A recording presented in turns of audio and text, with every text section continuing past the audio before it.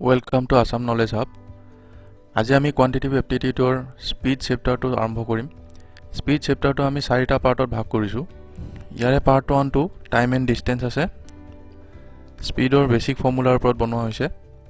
স্পীডৰ main ফৰ্মুলাটো এইটো distance by time. So s = d/t। s এদি আমি স্পীড বুজাইছোঁ, d দি ডিষ্টেন্স আৰু t দি টাইম বুজাইছোঁ। সো s = d/t এইটো মনত ৰাখিলে হ'ল ফৰ্মুলাটো, বা হেতুকে আমি t = d/s লিখিব পাৰোঁ এনেকুৱা ধৰণৰ। আৰু যেতিয়া ডিষ্টেন্স সেম থাকে তেতিয়া স্পীড ইজ টাইমৰ ইনভাৰ্সলি প্ৰপৰ্শনেল, যেতিয়া ডিষ্টেন্সটো কনষ্টেন্ট থাকে। দ্যাট মিন্স যেতিয়া স্পীড বেছি হ'ব টাইম কম লাগিব,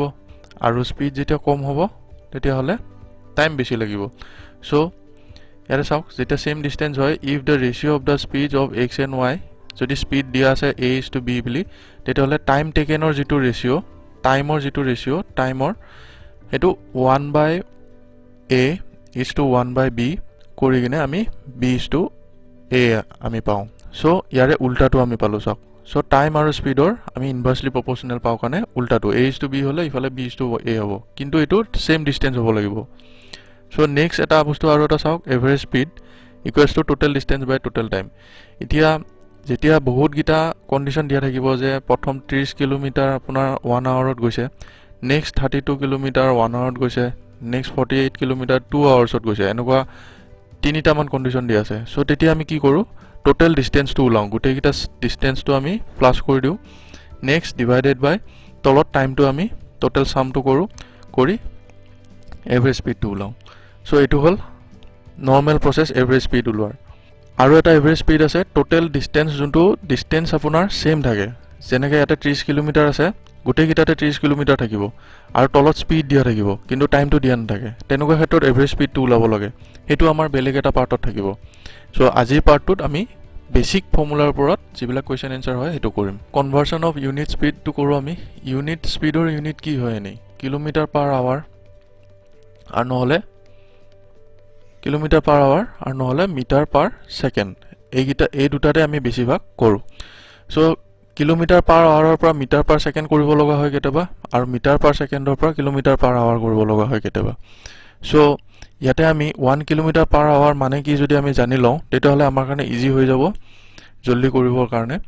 সো 1 কিলোমিটাৰ পাৰ আৱাৰ মানে 5/18 মিটাৰ পাৰ ছেকেণ্ড। আকৌ ঠিক তেনেকৈ উল্টা কৰি দিলে হ'ল 1 মিটাৰ পাৰ ছেকেণ্ড মানে 18/5 কিলোমিটাৰ পাৰ আৱাৰ।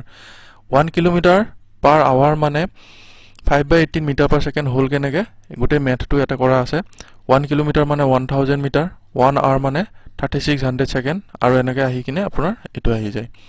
সো এইটো মনত ৰাখিব, 1 কিলোমিটাৰ মানে 5/18 metre per second. So that means যদি আপোনাৰ কেতিয়াবা 30 কিলোমিটাৰ পাৰ আৱাৰ সোধে, 30 কিলোমিটাৰ পাৰ আৱাৰ এইটোক মিটাৰ পাৰ ছেকেণ্ডত যদি ওলাব লগা হয়, তেতিয়াহ'লে 30 ইনটু জাষ্ট 5/18 কৰিলে হ'ল মিটাৰ পাৰ ছেকেণ্ড হৈ যাব। এতিয়া চাওঁ আহক, এটা এক্সাম্পল দি আমি বেছিকখিনি বুজি পাম। A car is moving with a speed of 90 kilometre per hour. ইয়াতে 90 কিলোমিটাৰ পাৰ আৱাৰৰ স্পীড দিয়া আছে, এছ পাই গ'লোঁ আমি। তাৰপিছত দিয়া আছে and covers 500 metre distance. So distance দিয়া আছে 500 metre. Find the time taken to cover the distance. So টাইমটো ওলাব দিছে আমাক। সো আমি কি কৰিম, টাইম ওলাব লাগিলে ডিষ্টেন্স ডিভাইডেড বাই স্পীড, এইটো আমি গম পাইছিলোঁ। ডিষ্টেন্স কিমান দি আছে 500 মিটাৰ, আৰু স্পীড কিমান দি আছে 90 kilometre per hour. So kilometre per আৱাৰটোক আমি মিটাৰ পাৰ ছেকেণ্ডত নিম, কাৰণ ওপৰত মিটাৰ আছে ইয়াতে, আৰু আমাক এনচাৰো ছেকেণ্ডত লাগে। সো তলত আমাৰ মিটাৰ পাৰ ছেকেণ্ডলৈকে লৈ যাম। সো 500 ডিভাইডেড বাই 90 ইনটু মিটাৰ পাৰ ছেকেণ্ড কৰিব লাগিলে কি কৰিব লাগে, 5/18। সো আমাৰ 20 ছেকেণ্ড হ'ল এনচাৰ। সো অপশ্যন চি আমাৰ এনচাৰ হ'ব। এতিয়া চাওক, কেইটামান প্ৰব্লেমছ এণ্ড চলিউশ্যনছ আৰম্ভ কৰোঁ। আৰম্ভ কৰাৰ আগতে ছাবস্ক্ৰাইব কৰিবলৈ নাপাহৰিব যদি ছাবস্ক্ৰাইব কৰা নাই, আৰু লাইক আৰু শ্বেয়াৰো কৰিব। চাওক প্ৰথম question, how long will a man take to run around a circular field of diameter 140 metre. So এটা চাৰ্কুলাৰ ফিল্ড দিয়া আছে, ইয়াৰ চাৰিওফালে একপাক ঘূৰিব চাৰিওফালে। সো চাৰিওফালে একপাক ঘূৰিবৰ কাৰণে কিমান টাইম লাগিব সুধিছে, আৰু ইয়াৰে ডায়েমিটাৰ দিয়া আছে 140 মিটাৰ। সো ইয়াৰে পেৰিমিটাৰটো আমাক লাগে। পেৰিমিটাৰটো ওলাই লওঁ আমি। পেৰিমিটাৰ কি হয়, পাই ইনটু ডি। পাই মানে 22/7 ইনটু ডি ডায়ামিটাৰ কিমান পালো 140 সো 440 মিটাৰ পালো আমি এটো হল আমাৰ পেৰিমিটাৰ মানে দ্যাট মিন্স ডিসটেন্স ইমানখিনি ডিসটেন্স এক ৰাউন্ড ঘুৰুনতে লাগিব ইমানখিনি ডিসটেন্স আমি দৌৰিব লাগিব so if he runs at the rate of 9 kilometre per hour speed দিয়া আছে 9 কিলোমিটাৰ পাৰ আৱাৰ সো আমি ইয়াক যদি মিটাৰ পাৰ সেকেন্ডলৈকে লৈ যাওঁ 5/18 সো 5/2 মিটাৰ পাৰ সেকেন্ড হ'ব সো এতিয়া আমি টাইমটো ওলাব পাৰিম t = d/s ডিসটেন্স কিমান পাইছিলো 440 মিটাৰ আৰু স্পীড কিমান পাইছো 5/2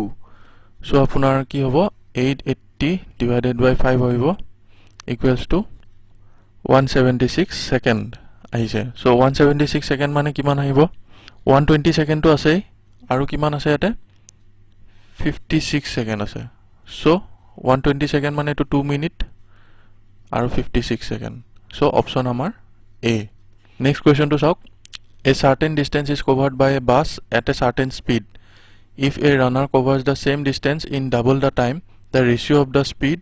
of the bus and the runner is এটা চাওক a certain distance কৈছে আৰু the same distance দি আছে এটো same distance হলে যদি speed a is to b হয় তেতিয়াহলে টাইম কি হয় b is to a আহে সো ইয়াতে কি আহিছে বাছৰ ক্ষেত্ৰত আৰু ৰানাৰৰ ক্ষেত্ৰত ডাবল দা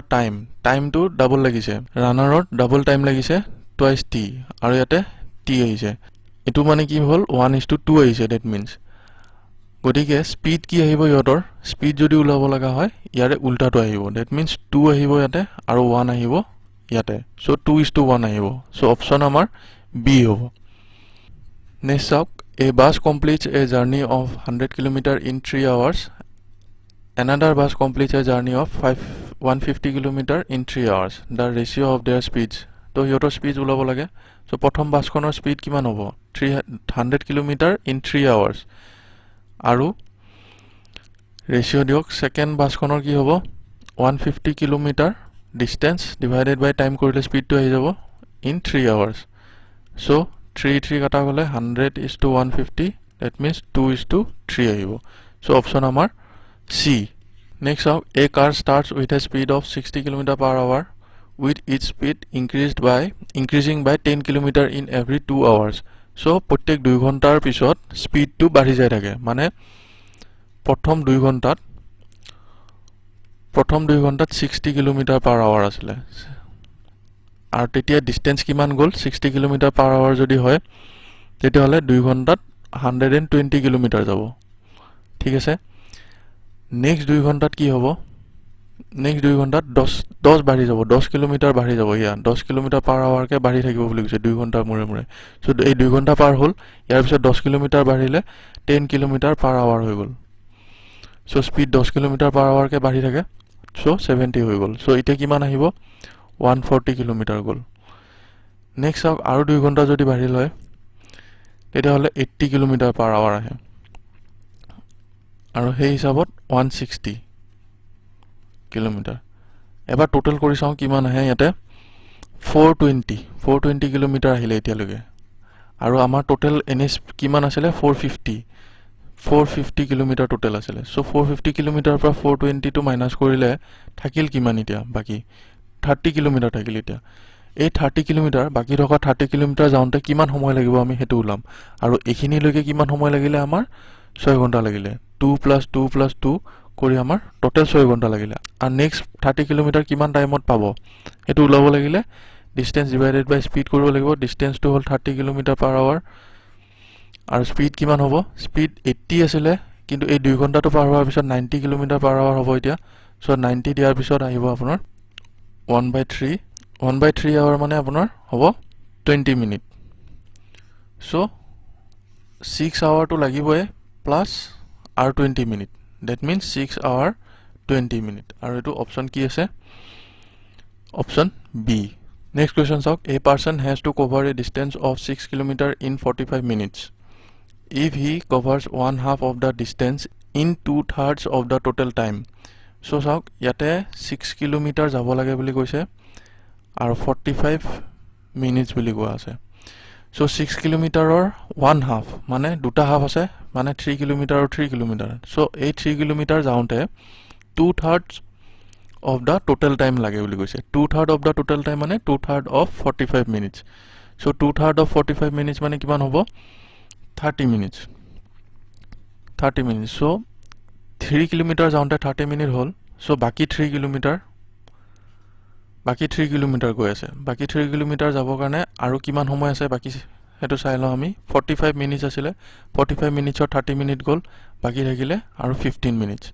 ওকে এই বাকি 3 কিলোমিটাৰ যাওঁতে তাৰ স্পিডটো কিমান হ'ব সুধিছে সো এই 3 কিলোমিটাৰ যাবৰ কাৰণে তাৰ স্পিডটো যদি উলাব লাগে আমি প্ৰথমতে এই টাইমটো আমি আৱাৰ্ছত উলাই লওঁ কাৰণ অপচনত কিলোমিটাৰ পাৰ আৱাৰত আছে ইউনিটটো সো এটো আৱাৰ্ছত উলাই ললে সুবিধা হ'ব divided by 60 কৰিলে হ'ব 1/4 hour okay so এতিয়া আমি যদি ইয়াৰ স্পিডটো লব যাওঁ 3 kilometre divided by time to 1/4 so 12 kilometre per hour আহিব so আমাৰ option C হ'ব next question চাওঁ a person travels equal distance with speeds of 3 kilometer 4 kilometer and 5 kilometer per hour and takes a total time of 94 minutes so ইয়াতে চাওক ইয়াতে 3 kilometer per hour এটো স্পিডত গৈছে next 4 kilometer per hour এটো স্পিডত গৈছে আৰু next 5 kilometer per hour এটো স্পিডত গৈছে আৰু গুটেখিনি যাওঁতে ডিসটেন্স সেম আছিল ডিসটেন্স সেম ইয়াতে সো এটা বস্তু চাওক ইয়াৰে ডিসটেন্সটো ডিভাইডেড বাই ইয়াৰ স্পিডটো যদি উলাও কৰিলে এটো স্পিড 1 ধৰি ললো s1 এটো s2 এটো s3 যদি ধৰি লওঁ তেতিয়া আমি ইয়াতে t1 পাম ঠিক তেনেকুৱাকে t1 plus t2 plus t3 এগিটা কৰিলে আমি টোটাল t2 পাই যাম টোটাল t2 কিমান আছে 94 মিনিটস বুলি দিয়া আছে আৰু আৱাৰ্ছত যদি উলাব লাগে 94 divided by 60 হ'ব সো আমি এই ইকুৱেশনটোত কৰিব চেষ্টা কৰিম সো এটোত কৰিলে চাওক d by s1 আহিব এটো d by s1 মানে d by 3 kilometre per hour next d by 4 এইটো যোনটো ইয়াতে আছে ইয়াতে দিয়া আছে next d by 5 equals to 94 by 60 তলত LCM ললে 60 আহিব ইয়াতেও 94 by 60 আছে 60 60 ক্যান্সেল হৈ যাব আৰু ইয়াতে কি আহিব 20 plus 15 plus 12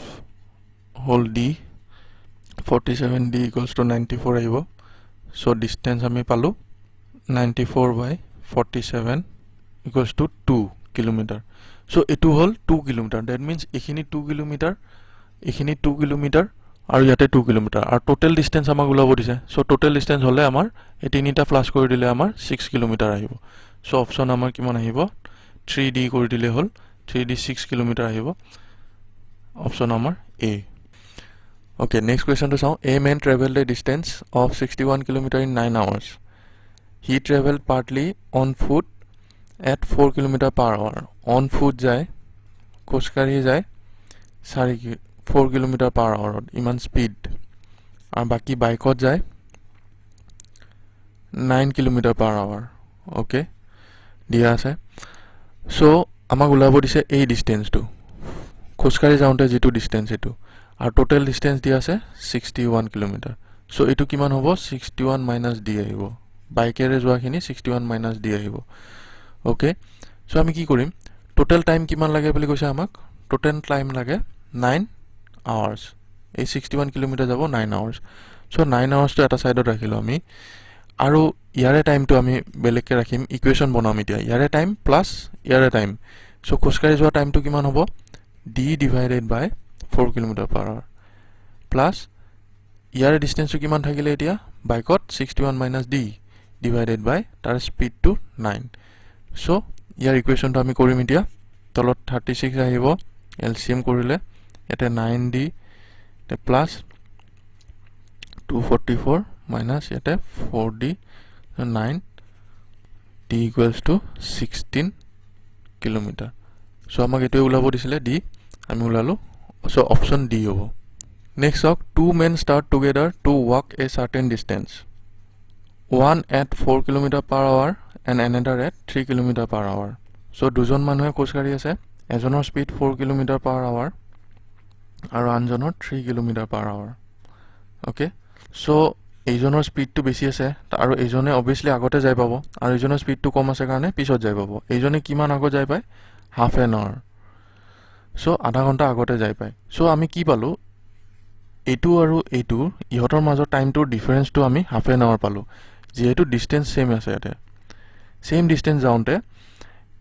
আধা ঘণ্টা আগতে যাই পায় যোনে আগতে যাই পায়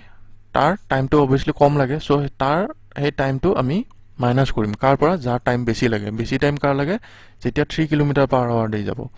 চ' ডি চ' আমি ডিটো ডিষ্টেঞ্চ হিচাপে ধৰি ল'ম যিহেতু ডি ওলাব দিছে ডিষ্টেঞ্চ আৰু ইয়াৰো এইটো ছেম ডিষ্টেঞ্চ 4 কিলোমিটাৰ আৰু এইটোৰ টাইমটোৰ ডিফাৰেঞ্চ আমি হাফ এন আৱাৰ পালোঁ চাওক ইয়াতে এই টাইমটো T2 মাইনাছ T1 কৰিলে আমি যিটো ডিফাৰেঞ্চটো পাওঁ মানে এইটো ডিফাৰেঞ্চ এইটো বেছি স্পীডত যাওঁতে আৰু এইটো কম স্পীডত যাওঁতে যিমান টাইম লাগে